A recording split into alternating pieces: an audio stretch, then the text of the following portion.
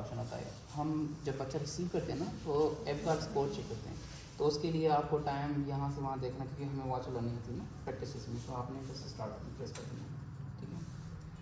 अब आप इसके ज़रिए ट्रैक करते हैं कि आपने बच्चे के ऊपर कितना टाइम लगाया, कब आपने गार्ड स्कोर जो है ना चेक किया था, किस मिनट पे, नेक्स्ट आपने कब करना है और आपका नेक्स्ट स्टेप क्या होगा। तो ये थ्रू आउट ऑफ टाइम करता है। एट द एंड आपने रीसेट के ऊपर करा जाना है। जब आप इसको प्रेस करके रखेंगे तो ये सिंपल रीसेट चला जाएगा, ठीक है, इनिशियली। उसके बाद लॉक का ऑप्शन होता है। लॉक प्रेस करने के बाद आपकी सेटिंग जो है ना पैरामीटर्स वो चेंज कर सकते हैं। मोड होता है कि आप इसको कौन से मोड के ऊपर रखते हैं, सर्वो मोड है, वार्म अप और मैन। अब वार्म अप मोड हम तब ऑन करते हैं जब बच्चा रिसीव करने वाले, मतलब हमने बच्चा रिसीव नहीं किया मगर अब बच्चा आने वाला है, तो उससे पहले हमको सराउंडिंग एरिया जो है वो वार्म करनी होती है, तो इसके लिए हम वार्म अप मोड पे रखते हैं। उसके बाद सर्वो मोड पे आता है जिसमें हम सेंसर टिप का इस्तेमाल करते हैं, ठीक है। जब बच्चा आता है तो हम उसके एब्डामिन के ऊपर टिप लगा के स्टिकिंग के साथ थोड़ा सा लगा देते हैं ताकि बच्चे का जो है ना टेम्परेचर सेंस करे।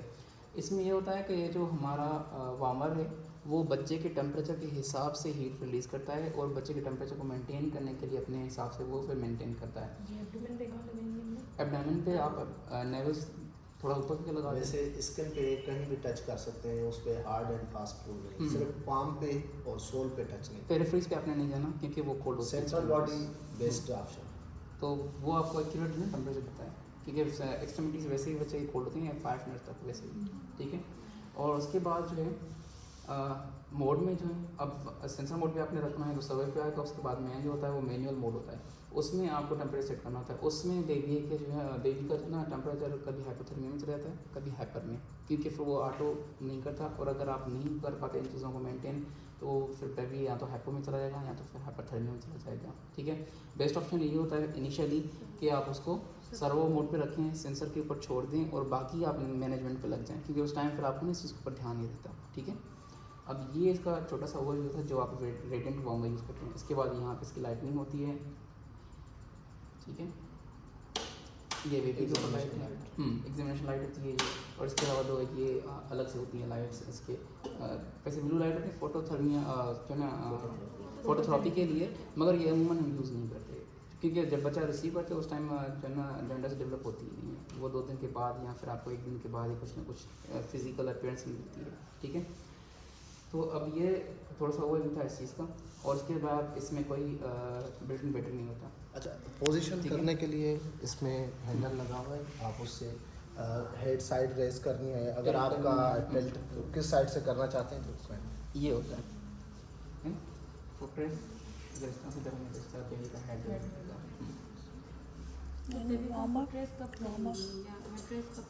वो कंडीशन के ऊपर डिपेंड करता है, मगर इनिशियली आपने मैनेजमेंट में नहीं करना होता। हाँ बिल्कुल ऐसे ही है।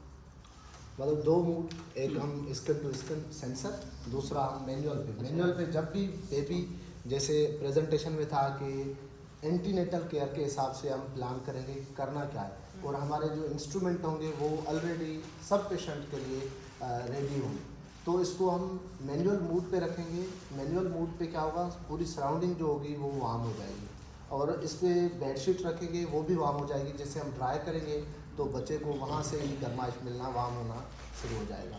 तो इसका यूज़ जो है वो प्रॉपर जब हम आएगा तो हम करेंगे। अच्छा, ये एग्जामिनेशन लाइट है, अगर हम चाहें तो इसको ऑन रखें, अगर चाहें तो हम बंद रखें। जब एग्जामिनेशन करते हैं तो चलाते हैं, नहीं करते ऐसे ही पेशेंट रखा हुआ है तो सिर्फ सोलम रखते हैं, ठीक है। एक हम नीचे बिछा देंगे, सेकंड उसके ऊपर रख देंगे, ठीक है, ताकि हम बेबी जब उसके ऊपर रखें तो उसके बाद बेबी को स्टिमुलस देना वहीं से हम शुरू करें। उसी के साथ बेबी को हमने क्लीन करना है, क्लीन करने के बाद स्टिमुलस देनी है। उसके बाद उसी टाइम हमने देखना है कि बेबी के जो 3 जो हमने इनिशियली सवाल देखने थे, जेस्टेशन एज हो गई, टोन, ब्रीदिंग, और इसके अलावा थर्ड स्टेप जो था वो साइनस जी टोन, किराए ब्रीथिंग, ब्रीथिंग एंड किराए। 3 क्वेश्चंस हम देखेंगे, 3 क्वेश्चंस हम देखेंगे। फर्स्ट ट्रम देखेंगे, जेस्टेशनल वो ट्रम है, प्री ट्रम है क्या है, तो उसके बाद हम दूसरा जो देखेंगे ब्रीथिंग एंड आर किराइंग, ब्रीथ कर रहा है, किराए कर रहा है, तो वो देखेंगे। तीसरा हम देखेंगे क्वेश्चन वो टोन, मसल टोन, मूवमेंट है, स्किन टू स्किन केयर के लिए। उसके बाद फिर आपने क्या करना है, सिंपली अब ये ढीले हो गए हैं आपने इसको साइड पर करके जो नेक्स्ट फीट है वो आपने बेबी को अच्छे से रैप करके और हैंड ओवर कर देना है। जैसे हेड सर्कमफेरेंस चेस्ट सर्कमफेरेंस से ज़्यादा होता है तो हमें मूवमेंट के लिए जब बच्चा वैसे आप रखेंगे ना तो नॉर्मली उसकी जो नेक होगी वो बेंड हो जाएगी। तो आपको शोल्डर के नीचे एक रोल बना के बेडशीट का ही नॉर्मल वो देना है, जैसे एक्सटेंड हो सके नहीं, और वो उसकी वेंटिलेशन जो है स्पॉन्टेनियसली हो रही है वो भी नॉर्मल हो जाए।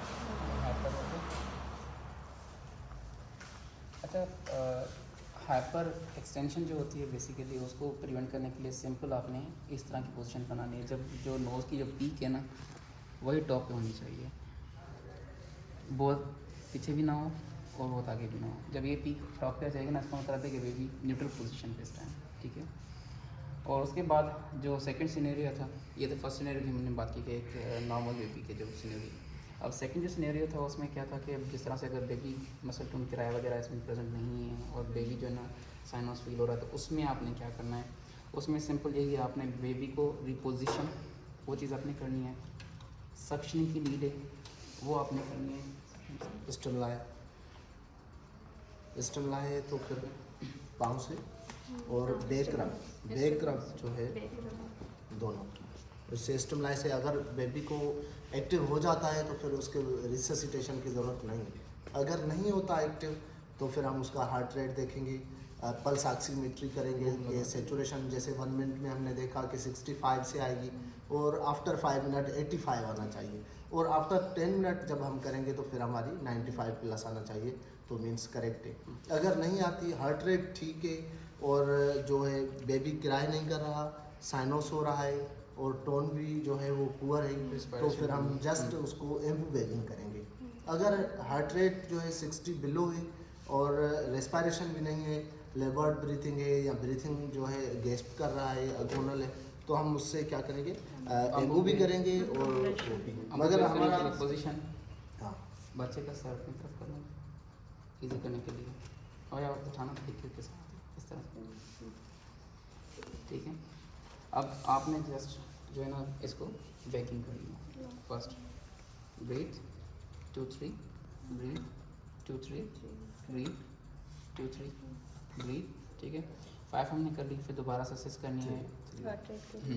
और उसके बाद अगर रिस्पायरेशन बच्चे की आ जाती है तो फिर आपने असेसमेंट पे चले जाना है। अगर रेट सपोज नहीं आ रही तो फिर आपने इसी को प्रोसेस को कंटिन्यू करना है और उसके बाद फिर आपने हार्ट रेट देखना है। अगर हार्ट रेट 100 से ऊपर है तो आपने सिर्फ बेगिंग करनी है। अगर लो 60 जा रहा है तो उसमें आपने बेगिंग के साथ साथ कंप्रेशन भी स्टार्ट करनी है। उसमें जो 2 टेक्निक्स थी, एक तो आपके 2 फिंगर टेक्निक और 2 फिंगर टेक्निक में क्या करेंगे, आप स्टर्नम के ऊपर प्रेस करेंगे और 2 सेंटीमीटर तक, लेस देन 2, ऐसे ना मतलब एडल्ट में हम कर रहे थे 5 to 6 सेंटीमीटर और न्यूनेट में 2 centimetre press, 3 then breath, 3 then 3/1 ratio, 1 breath 3 compression. और जो सेकंड टेक्निक है, दूसरी जो टेक्निक है उसमें आप थंब इंसर्कलिंग, इससे क्या होता है बेबी को बैक सपोर्ट भी मिल जाती है।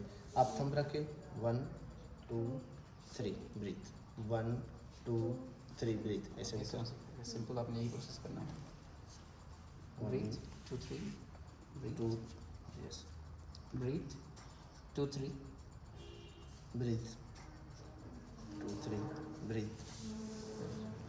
तो ये सर्कल आपने फॉलो करना है। उसके बाद बच्चे को आपने ऑब्जर्व करना है। अच्छा, जैसे वो क्वेश्चन था कि कितनी देर तक हम करें, तो 21 मिनट्स तक मीन्स 20 मिनट्स तक हम कंटिन्यू करेंगे rescue, breathing, ventilation and compression. Then अगर 21 मिनट में सर्वाइवल नहीं आता तो फिर हम इंटूबेट करेंगे बेबी को, ईटीटी करेंगे, वेंटिलेटर पे जाएंगे। अगर वेंटिलेटर नहीं है, कहीं दूर जाना है, तो ईटीटी करके, ट्यूबिंग करके और बेगिंग पे हम वहाँ तक पहुँचा सकते हैं। इसीलिए सिंपल अगर हार्ट रेट हमारा नहीं आ रहा था, जैसे हमने किया ड्रग, तो जैसे टीम थी, हमने पढ़ा कि टीम थी वो एक एम्बू कर रहा है, एक चेस्ट कंप्रेशन कर रहा है ना, एक जो होगा वो ड्रग देगा। जो ड्रग देगा वो रिकॉर्ड मेंटेन भी करता जाएगा और ड्रग भी जो है एडमिनिस्टर करेगा। जैसे हमने एड्रेनलिन देखी तो एम्प्यूल जो आता है एड्रेनलिन का वो 1 ml 1 mg का होता है और हम 0.012 0.03 mg पर केजी एडमिनिस्टर कर रहे थे। उसके बाद हम 3 मिनट पे फिर रिपीट कर रहे थे 3 टाइम। अगर 3 टाइम देने के बाद भी अगर पेशेंट सर्वाइव नहीं करता तो फिर हम डोपामिन सपोर्ट पे कंटिन्यूस पे जाएंगे। अगर अगोनल ब्रीथिंग है, गैस्प कर रहा है, IRDC में है पेशेंट, तो फिर हम उसे अमाइनोफाइलिन देंगे और 6 mg पर केजी पे हम अमाइनोफाइलिन। ये ट्रेडिशनल मैनेजमेंट है।